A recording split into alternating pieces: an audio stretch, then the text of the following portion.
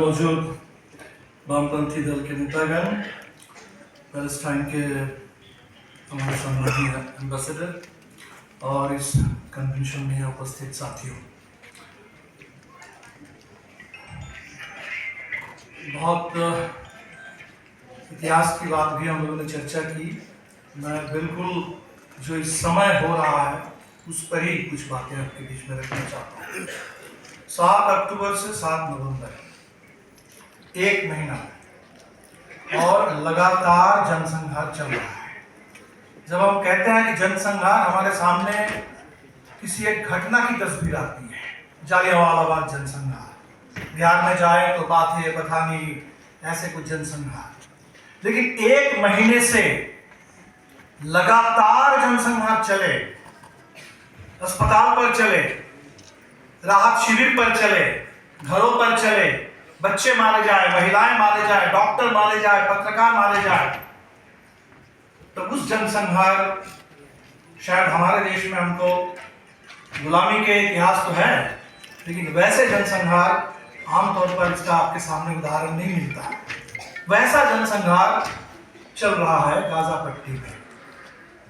10,000 या उससे भी ज्यादा लोग मारे जा चुके हैं, करीब आधे उसमें बच्चे हैं।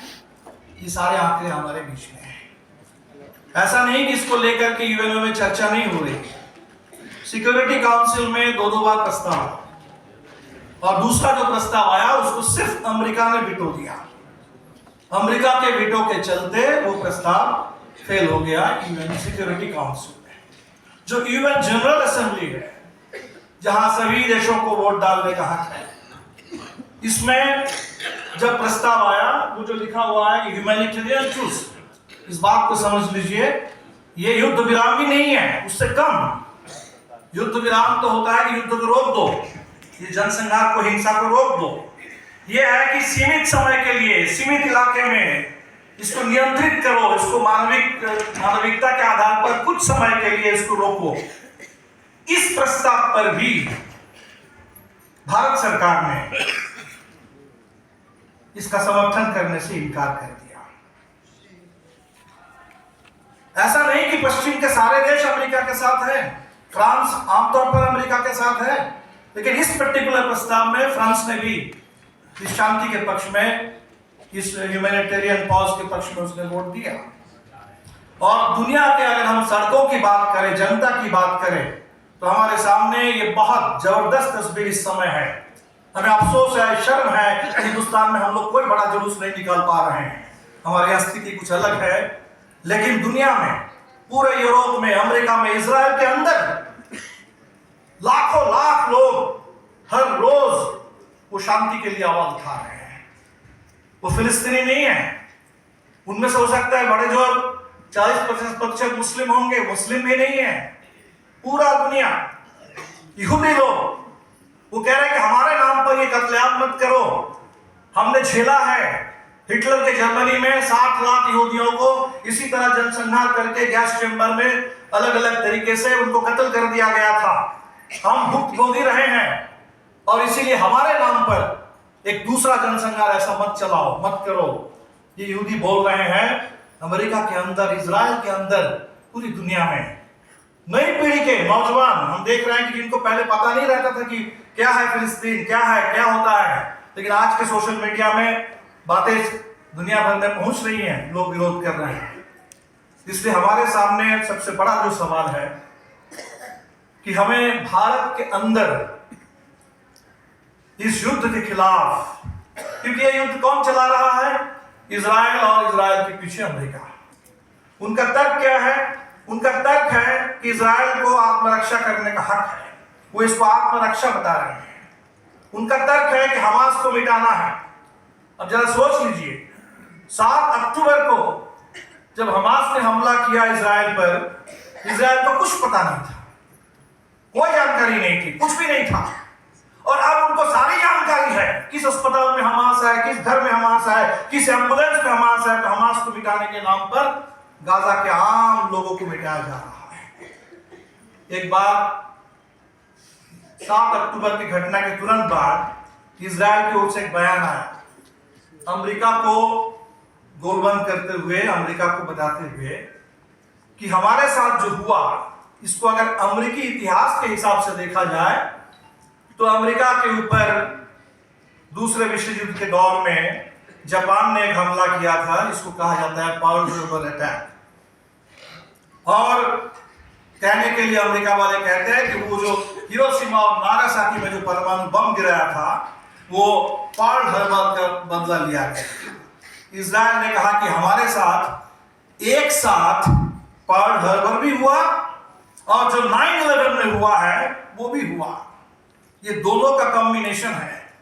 इसका मतलब क्या है कि अमेरिका ने अगर पर्ल हार्बर के जवाब में परमाणु बम गिराया तो हम भी गिरा सकते हैं, हमें भी गिराने का हक है। इसका मतलब है कि अमेरिका ने अगर 9/11 के जवाब में अफगानिस्तान से लेकर इराक होते हुए लीबिया, सीरिया, पूरे मध्य पूर्व के देशों पर अगर परमानेंट वार थोप रखा है तो हमें भी परमानेंट वार थोपने का पूरा हक है। यह है तर्क। और इसी तर्क के साथ भारत ने खुद को जोड़ दिया है, भारत सरकार ने। आजकल आप जानते हैं कि I2U2 ये गठबंधन है, इजराइल और इंडिया, और 2U मतलब यूएसए और यूनाइटेड अरब एमिरेट्स। ये 4 देशों का गठबंधन है। भारत इजराइल के साथ स्ट्रेटेजिक अलायंस में है, जैसे अमेरिका के साथ है, और बिल्कुल इसीलिए इजराइल का साथ दिया जा रहा है। इसीलिए आप देखेंगे कि भारत के मीडिया में 7 अक्टूबर के बाद की कोई चर्चा नहीं है। ये जो गाजा में जो चल रहा है इसकी कोई चर्चा नहीं है, और इसके चलते हमारे लोगों के बीच में भी जबरदस्त इंफॉर्मेशन डेफिसिट है। जैसे हमने जब कहा कि इजरायली जेनोसाइड, बहुत सारे लोग समझ रहे हैं कि शायद अब इजरायलियों की जो हत्या हुई 7 अक्टूबर को, आप उसकी बात कर रहे हैं। हमसे लोगों ने पूछा कि कॉमरेड, हम लोग भी क्या सिर्फ इजरायली की बात करेंगे? अब सोच लीजिए, ये क्यों पूछ रहे हैं लोग? आम सभा में नहीं पूछते, उनको बात समझ में आ जाती, लेकिन बात समझ में आ नहीं रही है। उनको लग रहा है कि शायद हम भी सिर्फ 7 अक्टूबर की चर्चा कर रहे हैं जब इजरायली मारे गए थे, इजराइल द्वारा जनसंहार हो रहा है। बात बहुत स्पष्ट नहीं हो रही, बात को स्पष्ट करने की जरूरत है। तो हमारे सामने हमें लगता है कि इस समय भारत में बहुत बड़ी चुनौती है। भारत सरकार को लग रहा है कि जो 2019 के चुनाव से पहले पुलवामा हुआ था, उनको एक पुलवामा मिल गया है। ये जो कुछ हो रहा है भारत में उसका इस्तेमाल हो रहा है। किस रूप में इस्तेमाल हो रहा है? आप जैसे ही फिलिस्तीन की बात करेंगे वो कहेंगे अच्छा आप आतंक के समर्थक हैं, आप हमास के समर्थक हैं। आप युद्ध रोकने की बात करेंगे तो कहेंगे अच्छा आप आतंकवाद को बढ़ावा देना चाहते हैं। हमने कल देखा बिहार में विधानसभा का सत्र शुरू हुआ, हमारे विधायकों ने तख्ती लेकर के जब वहां प्रदर्शन किया इजराइल पर, कहते हुए कि भाई वहां आप शांति हो, शांति कायम हो। हमने देखा कि एक कोई एमएलए बोल रहा है कि आतंकी मानसिकता वाले लोग हैं, इनको अगले चुनाव में पता चल जाएगा। मैंने थोड़ा पता लगा कि किस पार्टी के एमएलए हैं।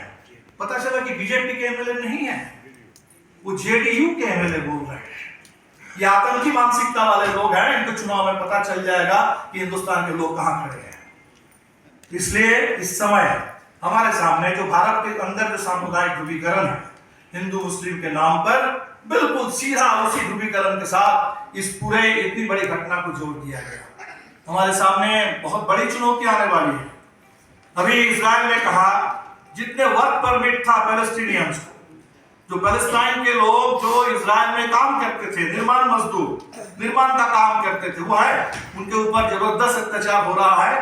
अब इजराइल ने कहा कि उनके सारे वर्क परमिट हम खत्म करेंगे, उनको यहाँ से भगाएंगे। पहले हमें इजराइल के अंदर पैलेस्टाइन के मजदूर की जरूरत नहीं है। विकल्प क्या है? कह रहे भारत से हमारी बात हो रही है, 1 लाख भारत के कंस्ट्रक्शन वर्कर वो इजराइल में जाकर के पैलेस्टीन मजदूर के विकल्प के रूप में वहां काम करेंगे। एक जमाना था भारत के ही मजदूर, उसके लिए कहा जाता था इंडेंचर्ड लेबर, गुलाम मजदूर। भारत के मजदूरों को जैसे भारत के अंदर चाय बागान में यहाँ वहां भेजा गया, अंग्रेजों ने भेजा, बिल्कुल उसी तरह भारत के ही मजदूर थे, गिरमिटिया मजदूर, वो गुलाम मजदूर जिन्होंने जाकर के फिजी से, मॉरिशस से लेकर के पूरा वेस्ट इंडीज, जगह जगह दुनिया में आज बसे हुए हैं, वहां लोगों ने निर्माण का काम किया। आज आप सोच सकते हैं कि अगर इस नाम पर ये पूरे आरएसएस के लोग, बीजेपी के लोग गांव अगर पूरे कंस्ट्रक्शन वर्कर को बीच में प्रचार करे कि इजराइल चले जाओ, अच्छा पैसा मिलेगा, एक जेनोसाइड का बोनस मिल जाएगा आपको, वो अगर कर देंगे, आप सोच सकते हैं कि ये भारत की विदेश नीति के लिए, पूरे देश के लिए, देश के भीतर की जो स्थिति है उसके लिए कितना बड़ा खतरा पैदा होगा। विदेश नीति निश्चित तौर पर उसके लिए एक मॉरल कोर भी है, एक मॉरल कंपस भी है, इसके साथ साथ उसका एक इतिहास भी है, वो राष्ट्रहित के पक्ष में भी है। क्या ये हमारा राष्ट्रहित है? क्या हमारा राष्ट्रहित है कि हम पूरे एशिया में देख लीजिए, एशिया का मैप उठा करके अकेला देश है हिंदुस्तान जो इस समय अमेरिका का साथ दे रहा है, अकेला देश है हिंदुस्तान इजराइल का साथ दे रहा है, और कहीं कोई देश नहीं है। ये जो आए हैं 2+2 डायलॉग करने के लिए, कि 5 देशों के दौरे पर निकले हैं, अमेरिका के विदेश मंत्री, अमेरिका के रक्षा मंत्री भारत आएंगे, Jordan, Japan, south Korea, Israel इसके पक्ष में जो कर रहे हैं, और वो कर क्या रहे हैं? अभी तक 25,000 टन बम गिराया गया। कल हम रवीश कुमार का कार्यक्रम सुन रहे थे, कह रहे थे औसत एक घर में 10 टन बम गिराया गया। अमेरिका इसको फाइन ट्यूनिंग कर रहा है, वो कह रहे हैं कि भाई बड़े बम से शायद ज्यादा हो रहा है, तो थोड़ा प्रिसाइज, इसमें प्रिसिशन लाने के लिए छोटे बम हम आपके पास भेजेंगे ताकि आप बिल्कुल निशाने पर मारें। तो अमेरिका इजराइल को पैसा, हथियार, राजनीतिक समर्थन, दुनिया भर का समर्थन सब कुछ देकर के इसकी तैयारी कर रहा है, और हम उसमें शामिल हो जाएंगे और पूरा अलगाव झेल लेंगे, अलगाव बोल लेंगे। बांग्लादेश में हम देख रहे हैं कि वहां जुलूस निकल रहा है, इजराइल भारत गठजोड़ मुर्दाबाद। हम इजराइल के साथ एक ब्रैकेट में आ जाएंगे, इजराइल अमेरिकी गठबंधन के साथ। तो तत्काल भारत के विदेश नीति को, ये जो इजराइल अमेरिका की दूरी है, इस दूरी में ये हम बिल्कुल नहीं रहेंगे। भारत की विदेश नीति अगर आजाद है तो इस आजादी को हमें इस दूरी से बाहर करना होगा। भारत की विदेश नीति शांति की बात करेगी, भारत की विदेश नीति इस समय न्याय की बात करेगी, भारत की विदेश नीति फिलिस्तीन के लोगों के साथ खड़ी होगी, और फिलिस्तीन के लोग जो अपने ही देश में गुलाम है, अपने ही देश में जिनके पास कोई आजादी नहीं है, और बिल्कुल जैसे दक्षिण अफ्रीका में जो नस्लभेद था, आज वही वेस्ट बैंक में हमारे बुजुर्ग साहब ने बताया कि वहां तो कोई हमास नहीं है, लेकिन वहां इजरायली सेटलमेंट है, और वहां 2 तरह का कानून होता है, 2 तरह का बर्ताव होता है। फिलिस्तीनियों के लिए वो गुलाम की तरह है, उनके सड़कों पर चलने के लिए अलग नियम है, उनके लिए आजादी नहीं है। वहां इजरायली पूरे अपने अधिकार के साथ, लोग के साथ वो रहते हैं। तो ये जो स्थिति है, इस अपार्टाइड के खिलाफ, इस पूरे सेटलर कॉलोनियलिज्म के खिलाफ फिलिस्तीन के लोग लड़ रहे हैं, लगातार लड़ रहे हैं, और इसलिए ये लड़ाई जारी रहेगी। और शायद एक हर नेगेटिव में कुछ पॉजिटिव भी देखना चाहिए। पॉजिटिव शायद यही बात आई कि दुनिया भर में फिर एक बार फिलिस्तीन के पक्ष में, उसकी आजादी के पक्ष में, न्याय के पक्ष में आवाज बुलंद हो रही है। सरकारें एक तरफ, सड़कें दूसरी तरफ, आवाम दूसरी तरफ। हम सड़कों के साथ हैं, आवाम के साथ हैं, फिलिस्तीन के लोगों के साथ हैं, पूरी दुनिया के लोगों के साथ हैं, और देश के अंदर हम अपने साथियों से कहेंगे कि बहुत कठिन काम है। और इसीलिए हम लोगों ने 4 दिन का लिया। ये 2-4 इवेंट करने वाला मामला नहीं है, ये हर घर में जाकर के, हर गांव में, हर फैक्ट्री में, हर मोहल्ले में बहस करने का सवाल है कि लोग इस बात को किस रूप में समझ रहे हैं। लोगों से बात करने की जरूरत है इस सवाल पर कि हम अगर नहीं समझेंगे, 200 साल अंग्रेजों की गुलामी हमने झेली है, जालियांवाला बाग हमने झेला है, हम अगर इस समय इस गुलामी के खिलाफ, इस आजादी के पक्ष में खड़े नहीं होंगे तो कौन खड़े होंगे? अगर यहूदी इस बात को कह सकते हैं, वो अगर कह सकते हैं कि हम झेले हैं जनसंहार, होलोकॉस्ट, और हमारे नाम पर ये ना हो, तो क्या हम नहीं कह सकते कि हमारे नाम पर बिल्कुल ऐसा नहीं होना चाहिए? ये हमारे लिए शर्म की बात है। इस बात को हमें लगता है कि देश के अंदर एक ओपिनियन बनाने की जरूरत है, और साहस के साथ हम लोग प्रोटेस्ट करते रहेंगे। दिल्ली में भी जब जब प्रदर्शन करने की कोशिश हुई, हमारे साथियों को थाने में उठा के ले जाया गया।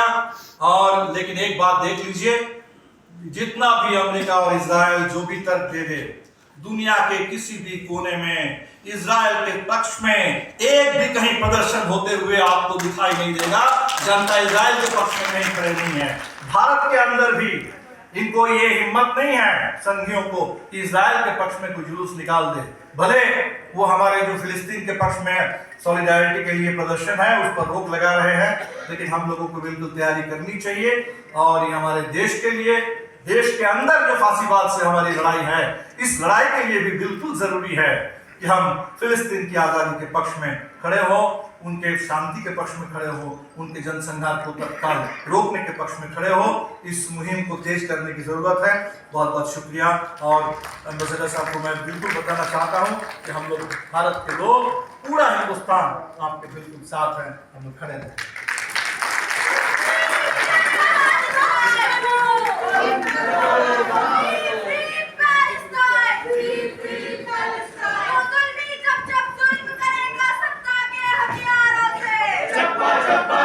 धन्यवाद दीपांकर। अब मैं कॉमरेड